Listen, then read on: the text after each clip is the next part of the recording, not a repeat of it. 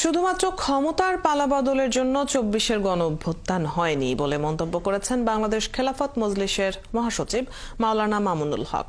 বিকেলে বায়তুল মোকাররমের দক্ষিণ গেটে বাংলাদেশ খেলাফত যুব মজলিসের সমাবেশে অংশ নিয়ে তিনি বলেন, বাংলাদেশের মানুষ এখন সচেতন, যে কোনো আধিপত্যবাদের বিরুদ্ধে সময় মতো রুখে দাঁড়াবে।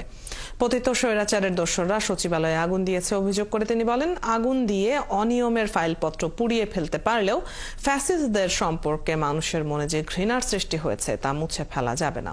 মামুনুল হক বলেন, বাংলাদেশ আজ দুই ভাগে বিভক্ত, এক ভাগ ভিনদেশি দালাল চক্র, আরেক ভাগ দেশপ্রেমিক জনতা।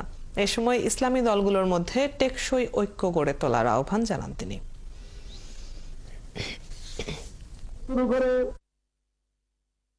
রাজনৈতিক চেয়ারে ক্ষমতার সিংহাসনে ব্যক্তির চেহারা পরিবর্তন করবার জন্য অবিচলিত রক্ত দেয় নাই, শুধুমাত্র ক্ষমতার পালাবদলের জন্য মীর মুগ্ধরা শাহাদত বরণ করে নাই। একটি গুণগত পরিবর্তন চাই, এদেশের মানুষের অধিকার চাই, এদেশের মানুষকে তাদের কথাগুলো বলবার অধিকার দিতে হবে।